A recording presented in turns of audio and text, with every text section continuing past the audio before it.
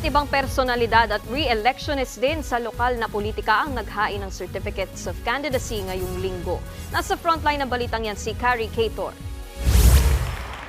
Kulang ang isang termino.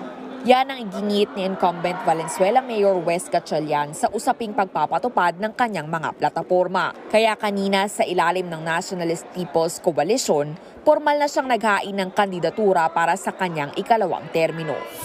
Sa totoo lang ho, para sa akin, ang 3 taon po bilang isang bagong mayor ay talagang medyo maiksi ho. No? Ang aking pangarap na ang Valenzuela City ay hindi lang ho maging kilala bilang industrial city, but maging livable city. Hopefully po, pag tayo po ay pagbigyan muli ng tiwala ng taong bayan. Pangako niyang paigtingin pa ang mga proyektong pangkalusugan, edukasyon, infrastructure at ecotourism. Pero bukod kay Wes, papasok na rin sa politika ang kanyang kapatid at negosyanteng si Kenneth Gatchalian na tatakbo namang kinatawan ng 1st District ng lungsod. Sakaling manalo, 4 na Gatchalian na ang nasa gobyerno.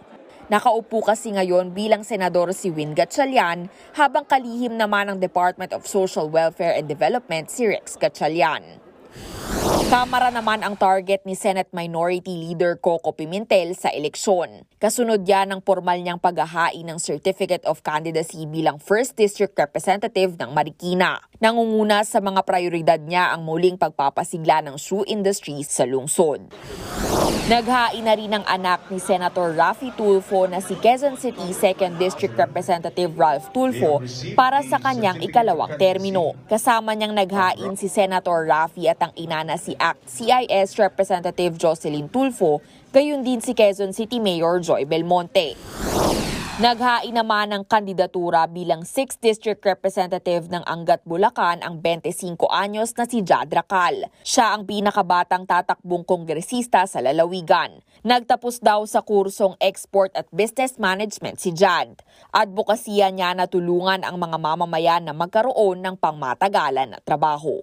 Pagiging alkalde ng Santo Tomas, Pampanga ang tatakbuhin ng negosyante at aktor na si Raymond Ronquillo. Kilala siya bilang Raul ng Batang Quiapo.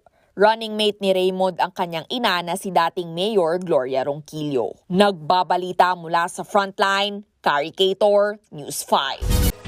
Mga kapatid, Nikki de Guzman po. Iba na ang may alam at may pakialam sa panahon ngayon. Para sa tuloy-tuloy na balitaan sa Frontline kahit weekend, mag-follow at mag-subscribe sa social media pages ng News 5.